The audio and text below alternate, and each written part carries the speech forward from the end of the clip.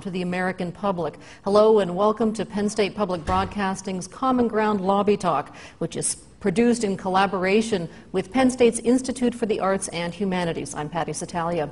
This is an open forum, and we invite dialogue between our special guest and our live audience. Let's begin with an introduction. Dr. Ingrid Mattson is the first woman president of the Islamic Society of North America, the post she was elected to in August of 2006. Raised Catholic in Canada, she converted to Islam at the end of her undergraduate studies, then traveled to Pakistan, where she worked with Afghan refugees.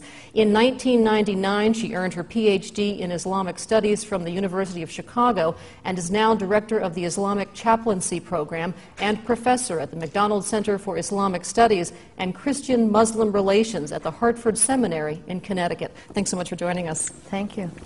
You converted from the Roman Catholic religion to Islam in your senior year in college. Converts are typically very passionate, and it's something that is very, very perplexing to many of us. Why did you convert? How did you become Muslim?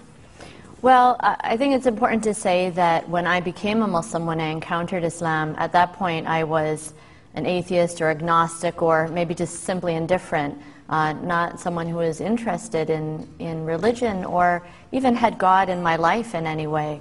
I had left the Catholic Church, left faith behind as a teenager, and never really looked back. So for me, when I encountered Islam and embraced it, it was the way for me to bring God back into my life. And I did so because of the power of the Quran and reading that and what it said to me about my place in this creation. But you did describe yourself as a pious child, and it was a trip to Paris and then to Afghanistan to work with Afghan refugees where something happened. What was it that enhanced your vision of Islam?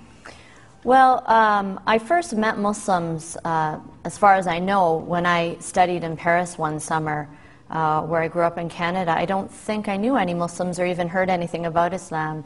So I was very fortunate that the first Muslims I met were students from West Africa, mostly from Senegal, who were just remarkable human beings, very dignified in the midst of great prejudice that they suffered in Parisian society.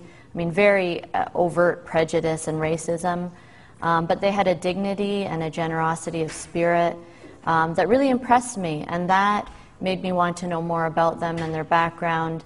Since then, I've realized that they come from a strong West African tradition of Islamic Sufism, which emphasizes a kind of openness to others and the importance of living spiritually in everyday life. And they certainly did that, and that really opened my heart. Interestingly enough, there are actually 2 converts in your family. You're one of 7, and you have an older sister who converted to Judaism. Tell us a little bit about that and what the reaction was in your household to this. Right. I guess my family really does have a bit of a different experience than most Canadian or American families, although as our society changes and integrates, I think this is becoming more common. My sister is significantly older than I am, and she met a Jewish man and fell in love and wanted to marry him. And for the sake of the family and their future children, decided that for her to embrace Judaism would be the best thing. I think that may be one of the reasons why my family was a little bit confused when I chose to become a Muslim, because no man was involved. It was my own choice as a spiritual choice.